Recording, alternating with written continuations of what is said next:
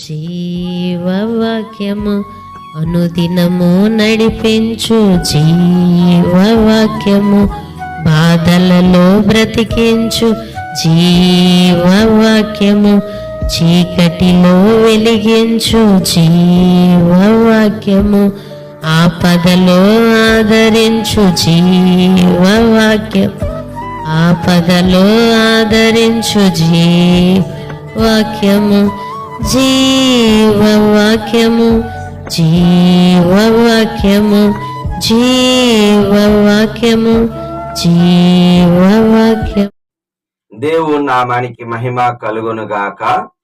క్రీస్తునందు ప్రియమైన దేవుని బిడ్డలారా, ఈ దినము అక్టోబర్ 9వ తేదీ లేఖన భాగము కొలసీలకు రాసిన పత్రిక 1వ అధ్యాయములో నుండి దేవుని యొక్క వాగ్దానము 13వ వచనము, అంధకార సంబంధమైన అధికారములో నుండి విడుదల చేసి.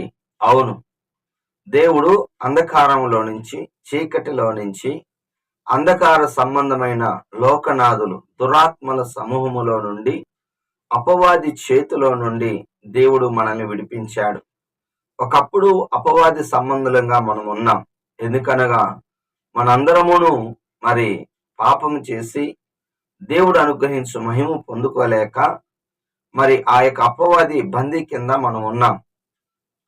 అయితే దేవుడు విడుదలిచ్చాడు. ఎలాగూ అంటే మార్కు సువార్త 5వ అధ్యాయము 8-9 వచనాలలో అక్కడ గెరాసీనుల దేశములో దురాత్మలు, అపవిత్రాత్మలు పట్టిన ఒక మనిషి రాత్రింబగళ్ళు సమాధిలో ఉంటూ మరి రాళ్లతో తను తాను కొట్టుకుంటూ భయంకరంగా జీవిస్తున్నాడు.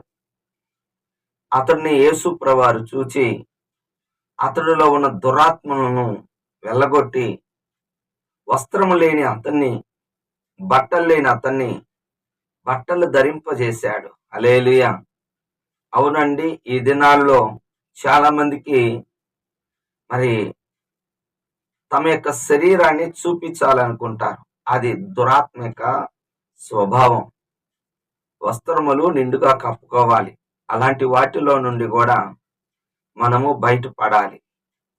అపవాది అనేక రకాలుగా ఈ యొక్క వస్త్రధారణలో కూడా మరి దేహాన్ని కనపడేటట్లు చూపిస్తున్నాడు. అది అపవాది యొక్క క్రియ. ఈ ఫ్యాషన్ టెక్నాలజీ అనేది దాని వెనక పనిచేస్తుంది అపవాది. జాగ్రత్త, అందులో చిక్కుకొనకూడదు. వస్త్రములు ధరించాలి, కానీ తగు మాత్రము మనకి ఉండాలి. హల్లెలూయా. అయితే అతన్ని, అపవాదితో బంధింపబడిన వ్యక్తిని యేసు ప్రభువారు విడుదలిచ్చాడు. ఈ లోకంలో అపవాది నుంచి విడిపించటానికి యేసు ప్రభువారు వచ్చారు. ఇక డాక్టర్ల వల్ల కాదండి, ఎవరి వల్ల కాదు. ఒక యవనస్తురాలు 24 గంటల కడుపు నొప్పి అని మా దగ్గరకు వచ్చి ప్రార్థన చేస్తూ వస్త్రములు 2 జతల బట్టలు పెట్టుకొని హాస్పిటల్కి వెళ్ళాలని సిద్ధపడ్డారు. ప్రార్థన చేసినప్పుడు మరి ఆ అమ్మాయిలో ఉన్న దురాత్మ బయటకు వచ్చింది. ఆ యొక్క దురాత్మే ఆమెకి కడుపు నొప్పి కలగజేసింది. ఆ దురాత్మ వెళ్ళిపోయిన వెంటనే మరి కడుపు నొప్పి నుంచి విడుదల పొందింది. అవునండి, దురాత్మ ఒక్కోసారి బలహీనపరుస్తూ ఉంటుంది. దానికి మనం ఎంత మెడిసిన్ వాడినా పని చేయదు. దేవుడు పాదాలు పట్టుకుంటే దేవుడు కార్యం చేస్తాడు. అపవాది క్రియలను లయపరచుటకు మనుష్య కుమారుడు వచ్చాడు. హల్లెలూయా. కాబట్టి అపవాది క్రియలను, ఆ యొక్క చేష్టలను నువ్వు అపవాదిని ఎదిరించాలి అంటే యాకోబు భక్తుడు అంటాడు, దేవునికి లోబడండి, అప్పుడు అపవాదిని ఎదిరించండి అంటాడు. అప్పుడు వాడు మన యొద్ద నుండి పారిపోతాడు. అవును, అపవాది క్రియల నుండి దేవుడు మనల్ని విడిపించునుగాక. ఆమేన్. ఒప్పుకోవలసిన పాపం 21వ వచనం, దుష్క్రియలు చేయరాదు. అవును, చెడ్డ పనులు దేవుని విడిచిపెట్టకూడదు. ఇజ్రాయేల్ ప్రజలని ఫరో నుంచి, ఐగుప్తు నుంచి విడుదలిచ్చాడు. మరి చక్కని 7 జాతులను వెళ్ళగొట్టి శ్రేష్టమైన కానాన్ని ఇచ్చిన తర్వాత వారి కొరకు న్యాయాధిపతులు ఏర్పరిచారు. అయితే వాళ్ళు దుష్క్రియలు చేసి కానాను, పెరిజ్జీలు, హివ్వీలు, యెబూసీయులు, మరి మోయాబులు ఇలాగా ఆ జాతులు వారి యొక్క విగ్రహారాధన చేసి దుష్క్రియలు చేసి విగ్రహారాధన చేసి, న్యాయాధిపతుల గ్రంథం 10వ అధ్యాయం 6వ వచనం, దేవుని విడిచి విగ్రహారాధన దుష్ప్రవర్తన చేసిన వారైరి. దేవుడు అమ్మోనీయులకు 18 సంవత్సరాలు అప్పగించెను. అయితే మరలా 10వ అధ్యాయం 10వ వచనం న్యాయాధిపతుల్లో, మేము పాపం చేశామని ఒప్పుకున్నప్పుడు దేవుడు విడిపించుట. హల్లెలూయా. దుష్క్రియలు చేయరాదు, విడిచిపెట్టిన వాటిని మళ్ళీ చేయకూడదు, మరి కొత్తవి చేయకూడదు, విగ్రహారాధన చేయకూడదు, దేవుని ఎదుట దుష్ప్రవర్తన కలిగి ఉండదు. జాగ్రత్తగా మనం ఉండాలి. చివరికి ఆజ్ఞ 22వ వచనము, విశ్వాసమునందు మనం నిలిచి ఉండాలి. హల్లెలూయా. 2వ రాజుల గ్రంథం 18వ అధ్యాయం 5వ వచనములో, హిజ్కియా విశ్వాసం ఉంచిన వాడు, అందువల్లే అతడు వెళ్ళిన చోట, మరి యుద్ధానికి వెళ్ళినప్పుడు అతడు వెళ్ళిన చోటల్లా 7వ వచనంలో ఉంటది, వెళ్ళిన చోటల్లా అతడు జయాన్ని పొందుకున్నాడు.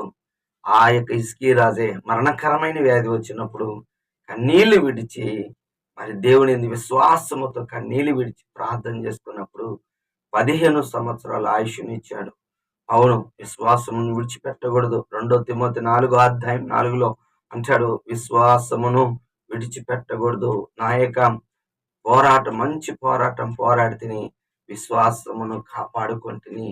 చివరి వరకు మనం కాపాడుకోవాల్సింది మన విశ్వాసమే. విశ్వాసము లేకుండా దేవుడికి ఇష్టడై ఉండటం అసాధ్యము.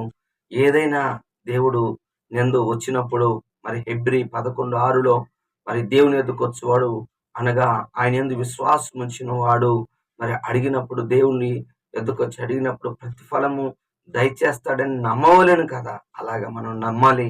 నమ్మినప్పుడు విశ్వాసం ద్వారా గొప్ప కార్యాలు మనము స్వతంత్రించుకొనగలము. దేవుడి మాటలు దీవించును గాక. ఆమేన్. ప్రార్థన చేసుకుందాం. కళ్ళు మూసుకోండి. ప్రభువా, నీ వందనాలు. ఉదయ కాలంలో నీ కృపలో, నీ దయలో ప్రభువా, ఈ దినం మాకిచ్చి నీ శ్రేష్టమైన, మరి నేను అంధకార క్రియల నుంచి విడుదలిచ్చావు, వ్యాధి బాధలో నుంచి విడుదలిచ్చావు. దుష్ప్రవర్తన చేయకుండా ఎల్లప్పుడూ విశ్వాసం ఉంది నిలకడగా జీవించినట్లుగా దయచేయండి. వింటున్న బిడ్డలకి నువ్వే కార్యము జరిగించండి, వాళ్ళ అవసరతక్కలు తీర్చండి. ముఖ్యంగా ఈ యొక్క తండ్రి దేవ దినము ఈ 3 మాటల ద్వారా నాయన మీరు విడుదలిస్తారని, దుష్ప్రవర్తన చేయకూడదని, విశ్వాసంలో నిలబడనే ఈ మాటలు పట్టుకొని ఈ దినమంతా ఈ బిడ్డలు జీవించినట్లుగా కృప చూపించి బలపరచమని, మహిమను తెచ్చుకోమని యేసు నామములో ప్రార్థిస్తున్నాను తండ్రి. ఆమేన్. తండ్రి యొక్క ప్రేమ, కుమారుని యొక్క కృప, పరిశుద్ధాత్మ దీవెన సదాకాలం మనందరూ తోడై ఉండును గాక. ఆమేన్.